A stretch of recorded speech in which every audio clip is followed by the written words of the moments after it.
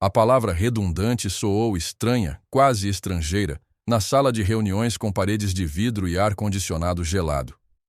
Eu, Lucas, com 34 anos, arquiteto sênior na Almeida em Rocha Arquitetos, uma das firmas mais prestigiadas de São Paulo, senti o chão desaparecer sob meus pés.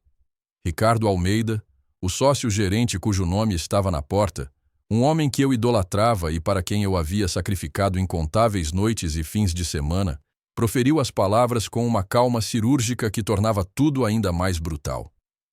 Lucas, apreciamos seus 8 anos de dedicação. Ele disse sem sequer fazer contato visual. Seus olhos fixos em uma caneta cara que ele girava entre os dedos. Mas como você sabe, o mercado está passando por uma reestruturação. Precisamos otimizar nossas operações. Sua posição tornou-se redundante. Redundante. Uma palavra tão clínica para descrever o desmantelamento de uma vida. 8 anos de projetos premiados, de prazos impossíveis cumpridos, de mentorar juniores, de ser o último a sair do escritório. Tudo isso reduzido a uma única palavra fria e impessoal. Eu não disse nada. Apenas assenti, sentindo um zumbido nos ouvidos que abafava o resto de seu discurso ensaiado sobre pacotes de indenização e oportunidades futuras. Saí do escritório em um estado de torpor, carregando uma caixa de papelão com os restos da minha identidade profissional. Alguns prêmios de design, uma foto emoldurada minha e de Amanda, minha namorada há 5 anos, e uma caneca de café com a frase "Arquiteto movido à cafeína". O sol da tarde de São Paulo parecia ofensivamente brilhante. Cheguei em nosso apartamento, um lugar que eu havia projetado e reformado com minhas próprias mãos. Cada detalhe uma prova do meu amor por ela e pela minha profissão. Amanda estava no sofá, lixando as unhas, com o olhar fixo na TV. "Você está em casa cedo", ela disse, sem desviar o olhar da tela. Coloquei a caixa no chão com um baque surdo. Fui demitido. Ela finalmente se virou para mim. Sua expressão não era de choque nem de preocupação. Era de aborrecimento. "O quê? Como assim demitido? Você era o melhor arquiteto deles." "Reestruturação", murmurei, a palavra deixando um gosto amargo na minha boca. Amanda levantou-se. Ela caminhou pela sala, seus saltos clicando no piso de madeira que eu havia instalado. "E o que vamos fazer agora, Lucas? Tínhamos planos. A viagem para a Itália no próximo mês, o carro novo que eu queria." "Eu não sei, Amanda. Aconteceu há 1 hora. Eu preciso de 1 minuto para..." "1 minuto?" Ela interrompeu, sua voz subindo 1/8. "Você acha que temos 1 minuto? Você acha que as contas tiram 1 minuto de folga?" Ela parou na minha frente, e o olhar em seus olhos era algo que eu nunca tinha visto antes. Frio, calculista, desdenhoso. "Eu não posso acreditar nisso. Eu investi 5 anos da minha vida em você." "Investiu?" repeti, a confusão perfurando minha névoa de choque. "Nós construímos uma vida juntos." "Não, Lucas," ela disse, cada palavra uma facada. "Eu estava com um arquiteto de sucesso. Eu estava com um vencedor. E agora? O que você é?" Ela olhou para a caixa de papelão no chão e depois de volta para mim. "Você é um perdedor." A palavra ficou suspensa no ar entre nós, feia e irrefutável. Senti meu rosto queimar, uma mistura de humilhação e raiva impotente. Antes que eu pudesse responder, ela se virou. "Acabou, Lucas. Eu não posso ficar com alguém que não tem futuro. Vou arrumar minhas coisas." E foi isso. Em menos de 3 horas eu perdi meu emprego, minha carreira e a mulher que eu achava que era o amor da minha vida. Enquanto ela saía pela porta, arrastando 2 malas de grife, ela nem olhou para trás. Fiquei sozinho no apartamento silencioso, o cheiro de seu perfume caro ainda no ar, com o eco de sua última palavra reverberando em minha mente. Perdedor. Naquele momento, eu acreditei nela. Eu me sentia como um. O que eu não sabia era que aquele golpe devastador não era o fim da minha história, mas o violento e necessário começo dela.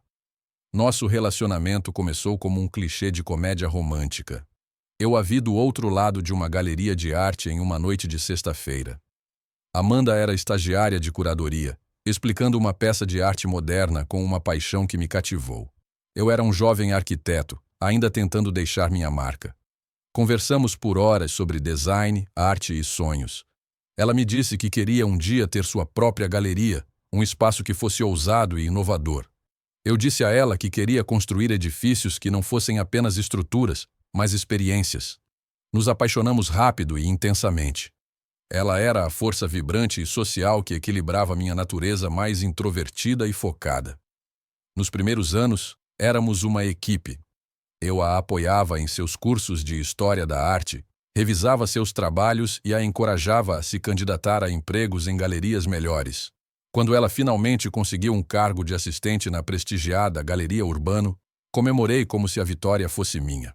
Enquanto isso, minha própria carreira decolava. Eu trabalhava incansavelmente na Almeida em Rocha. Eu era o primeiro a chegar e o último a sair. Eu via cada projeto não como um trabalho, mas como uma tela em branco. Eu acreditava na filosofia da empresa, ou pelo menos na filosofia que Ricardo Almeida vendia. Criar espaços que inspirassem. Meus projetos começaram a ganhar reconhecimento, primeiro em publicações locais, depois em revistas nacionais de arquitetura. Com o sucesso, vieram as recompensas financeiras. E eu queria compartilhar tudo com Amanda. Mudamo-nos do meu pequeno apartamento para uma cobertura espaçosa com vista para a cidade. Eu a incentivei a deixar o emprego na galeria, que ela reclamava ser mal pago e cheio de política. Concentre-se em seu sonho de ter sua própria galeria, eu disse a ela. Eu cuido de nós. Você pode fazer cursos, viajar para feiras de arte, construir sua rede de contatos. Eu serei seu patrocinador. Ela aceitou sem hesitar. E por um tempo pareceu perfeito. Eu pagava por suas viagens à Art Basel em Miami e à Bienal de Veneza. Financiei cursos de gestão de artes e marketing. Comprei livros caros e assinaturas de revistas de arte.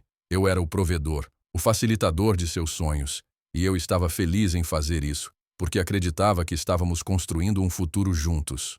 Um futuro onde ela seria uma galerista de renome e eu, um arquiteto premiado. Mas, olhando para trás, os sinais estavam todos lá. A maneira como ela falava sobre meu trabalho mudou. No início, era nosso sucesso. Depois, tornou-se seu trabalho. Ela começou a fazer comentários sutis sobre meus longos horários. Você está sempre trabalhando, Lucas. Precisamos de mais tempo para nós.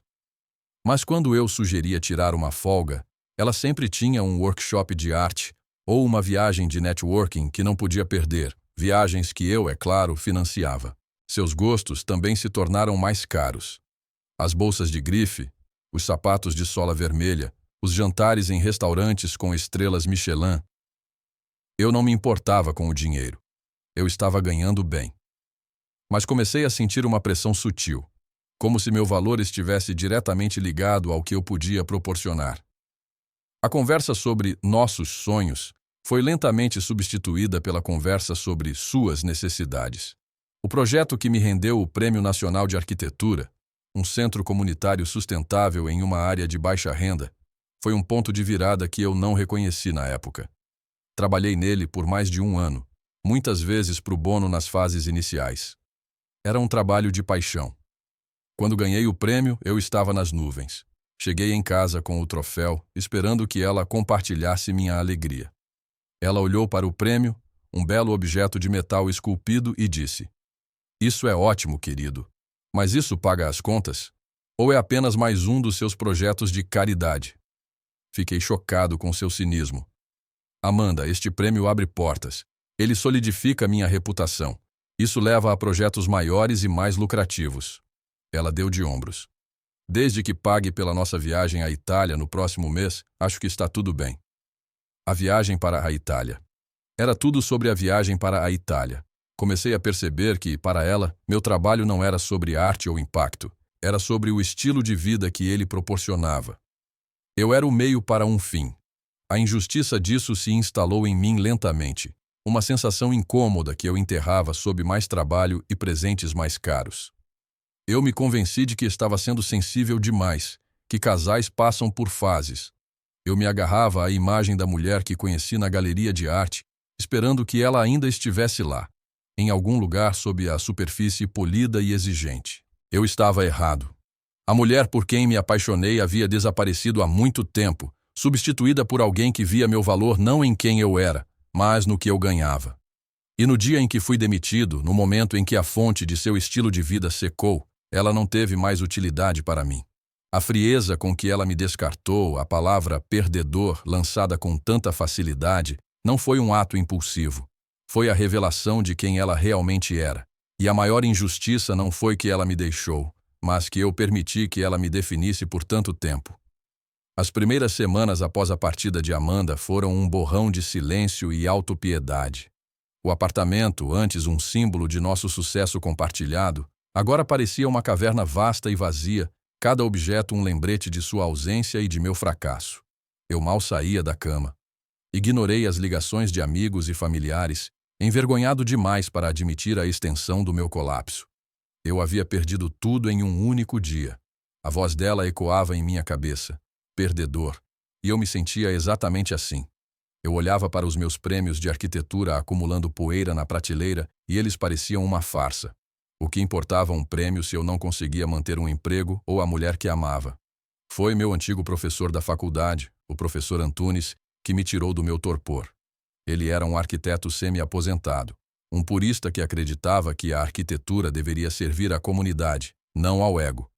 Ele ouviu sobre minha demissão através da videira da indústria e apareceu no meu apartamento sem avisar, carregando uma garrafa de vinho e 2 copos. Ele não ofereceu palavras de pena. Em vez disso, ele me fez uma pergunta simples enquanto se sentava no meu sofá de designer. Lucas, por que você se tornou um arquiteto? Eu gaguejei, pego de surpresa. Para criar coisas bonitas, eu acho. Ele balançou a cabeça lentamente. Não. Isso é o que você começou a dizer a si mesmo quando começou a perseguir os prêmios e os salários. Eu me lembro do seu projeto de tese, um centro de reciclagem comunitário feito inteiramente de materiais recuperados. Era genial, não porque era bonito, mas porque era significativo. Você se perdeu, meu rapaz. Você começou a construir para os outros, para sua firma, para sua namorada.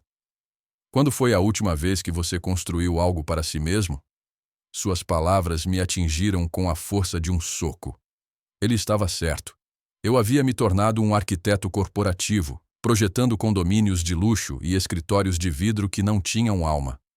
Eu havia sacrificado minha visão original no altar do sucesso comercial. Naquela noite, depois que o professor Antunes foi embora, fiz algo que não fazia há anos. Desenterrei meus antigos cadernos de esboços da faculdade. As páginas estavam cheias de ideias radicais, de projetos de habitação social, de parques urbanos, de edifícios que respiravam e interagiam com o meio ambiente. Eram os sonhos de um jovem idealista antes que o mundo lhe dissesse para ser prático. E então eu vi. Um esboço detalhado de um conceito que eu chamei de arquitetura viva. A ideia era criar casas modulares, acessíveis e sustentáveis, que pudessem ser facilmente montadas e adaptadas, usando materiais locais e tecnologia de energia renovável. Era um projeto ambicioso, talvez até impossível, mas pela primeira vez em semanas senti uma faísca.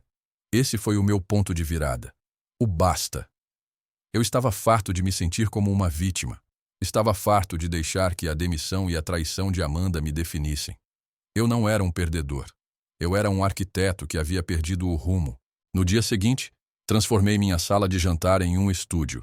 Vendi o sofá de designer caro de Amanda e usei o dinheiro para comprar uma impressora 3D de segunda mão e software de modelagem. Comecei a trabalhar no conceito de arquitetura viva, com uma obsessão que não sentia há anos. Não era mais sobre dinheiro ou prestígio. Era sobre recuperar minha paixão. Era sobre provar a mim mesmo e a mais ninguém que eu ainda podia criar algo significativo. Eu mergulhei no trabalho, alimentado por café e pela convicção crescente de que estava no caminho certo. Descobri uma pequena empresa de engenharia em Curitiba, especializada em materiais de construção sustentáveis. Enviei a eles um e-mail frio com meus esboços conceituais, sem esperar uma resposta. Para minha surpresa, o fundador, um engenheiro chamado Marcos, me ligou no dia seguinte, animado com a ideia. Isso é revolucionário, Lucas, disse ele. Se conseguirmos fazer isso funcionar, poderemos mudar a forma como as pessoas pensam sobre moradia. Aquele telefonema foi a validação que eu precisava. Não de um crítico de arquitetura ou de uma namorada materialista, mas de alguém que entendia a essência do que eu estava tentando fazer. Aquele foi o momento em que a tristeza finalmente deu lugar à determinação. Eu não ia apenas sobreviver, eu ia construir algo do zero, nos meus próprios termos. E seria a melhor vingança de todas. A fase seguinte da minha vida foi uma montanha-russa de trabalho árduo, contratempos e pequenas vitórias emocionantes. Eu estabeleci uma rotina rigorosa. Acordava às 5 da manhã, corria no Parque Ibirapuera para clarear a mente e depois trabalhava por 12 a 14 horas seguidas. O apartamento que antes era um mausoléu para meu relacionamento fracassado tornou-se uma incubadora de inovação. As paredes estavam cobertas de plantas, modelos 3D e cálculos complexos. Minha colaboração com Marcos e sua equipe em Curitiba foi inteiramente remota no início. Passamos horas em videochamadas, debatendo sobre a resistência dos materiais, a eficiência energética e a logística da construção modular. Ele era o gênio prático que ancorava minhas visões ambiciosas na realidade. Juntos, aperfeiçoamos o protótipo. Uma casa pequena, elegante e autossuficiente que poderia ser construída por uma fração do custo da construção tradicional. Para financiar o protótipo, eu liquidei minhas economias. Vendi meu carro e comecei a usar o transporte público. Cozinhei todas as refeições em casa. Cada centavo era direcionado para o projeto. Foi um período de isolamento e foco intenso. Meus antigos amigos do mundo corporativo não entendiam o que eu estava fazendo. Você está jogando sua carreira fora por um sonho impossível, um deles me disse. Eu simplesmente sorri e continuei trabalhando. Foi durante essa época que conheci Helena. Ela era jornalista de uma pequena publicação online focada em sustentabilidade e inovação. Ela ouviu falar do meu projeto através de um contato em comum e pediu uma entrevista. Eu hesitei. Não estava pronto para a atenção da mídia, mas algo em sua abordagem sincera me convenceu. Quando ela chegou ao meu apartamento, esperava que ficasse chocada com o caos organizado. Em vez disso, seus olhos brilharam de curiosidade. Ela não fez perguntas sobre minha demissão ou minha vida pessoal. Ela fez perguntas sobre os materiais, sobre o impacto social, sobre a visão por trás do projeto. Ela me viu, não como um arquiteto fracassado, mas como um inovador. Nossa entrevista de 1 hora se transformou em uma conversa de 3 horas. Helena tinha uma mente afiada e uma paixão genuína por histórias que importavam. Ela entendia o porquê por trás do meu trabalho. No final da entrevista, ela disse algo que ficou comigo. Você não está apenas construindo casas, Lucas. Você está construindo esperança. O artigo que ela escreveu foi pequeno, mas poderoso. Ele não se concentrou em mim, mas na ideia. E essa ideia começou a ganhar força. Recebemos e-mails de ONGs, de pequenas prefeituras e até de investidores anjo que leram o artigo de Helena. A tensão estava aumentando. O projeto estava se tornando real. Conseguimos nosso primeiro contrato com uma ONG que trabalhava com comunidades desabrigadas após desastres naturais. Eles precisavam de moradias de emergência que fossem rápidas de construir, duráveis e dignas. Nosso protótipo era a solução perfeita. Eu e a equipe de Marcos trabalhamos dia e noite para construir as primeiras 10 unidades. Viajei para o local da construção, uma pequena cidade no interior de Minas Gerais que havia sido devastada por enchentes. Pela primeira vez em anos eu estava no campo, com as mãos sujas, supervisionando a montagem das casas. Ver as famílias se mudando para as casas que eu havia projetado, ver as lágrimas de alívio e gratidão em seus rostos, foi mais gratificante do que qualquer prêmio que eu já havia ganhado. Helena veio cobrir a história. Ela documentou não apenas o processo de construção, mas as vidas que estavam sendo transformadas. Nossa amizade profissional começou a se transformar em algo mais. Saímos para jantar depois de um longo dia de trabalho. Falamos sobre nossas vidas, nossos medos e nossas esperanças. Eu contei a ela sobre Amanda, não com amargura, mas como um fato de meu passado. Ela ouviu com empatia, sem julgamento. Ela não via você, Helena disse simplesmente. Ela via um estilo de vida. A simplicidade de sua observação era libertadora. O sucesso do projeto em Minas Gerais gerou uma onda de publicidade. Desta vez, não eram apenas pequenas publicações online. Fomos destaque em grandes jornais e programas de TV. O nome da minha nova empresa, Viva Arquitetura, começou a ser sinônimo de inovação e design socialmente consciente. As ofertas começaram a chegar, contratos maiores, parcerias com empresas de desenvolvimento e convites para palestrar em conferências de arquitetura em todo o mundo. Eu estava me tornando mais bem-sucedido do que jamais fui na Almeida em Rocha, mas desta vez era diferente. O sucesso não era vazio. Ele tinha um propósito. Eu estava construindo um legado, não apenas um portfólio. E eu estava fazendo isso com Helena ao meu lado, uma parceira que celebrava minha visão, não meu saldo bancário. O palco para o clímax estava montado. Eu não sabia, mas Amanda estava assistindo de longe, e a história estava prestes a dar uma volta completa. O clímax da minha jornada de reinvenção não aconteceu em uma sala de reuniões ou em um canteiro de obras, mas em um evento de gala brilhante em São Paulo. Eu estava lá para receber o prêmio de Inovador do Ano, da mais prestigiada organização de design do país. A Viva Arquitetura não era mais um projeto de paixão de um homem só. Era uma empresa em expansão, com projetos em todo o Brasil e reconhecimento internacional. Helena estava ao meu lado, deslumbrante em um vestido verde esmeralda. Ela não era mais apenas uma jornalista cobrindo minha história. Ela era minha parceira, meu apoio, a coautora da minha nova vida. Seguramos as mãos sob a mesa, um gesto simples que continha um universo de confiança e amor compartilhado. Quando meu nome foi anunciado, a sala explodiu em aplausos. Subi ao palco sentindo uma calma que me surpreendeu. Olhei para a multidão de rostos, muitos dos quais eu reconhecia do meu passado. Ex-colegas, concorrentes, e em uma mesa de canto vi Ricardo Almeida, meu antigo chefe, parecendo visivelmente desconfortável. Meu discurso foi curto. Falei sobre o poder da arquitetura para servir as pessoas, não apenas aos lucros. Falei sobre a importância de seguir uma visão, mesmo quando o mundo diz que você é um perdedor. Eu não mencionei nomes, não precisei. Ao final, dediquei o prêmio às segundas chances e às pessoas que nos ajudam a construí-las, olhando diretamente para Helena. Após a cerimônia, fomos cercados por pessoas que queriam nos parabenizar.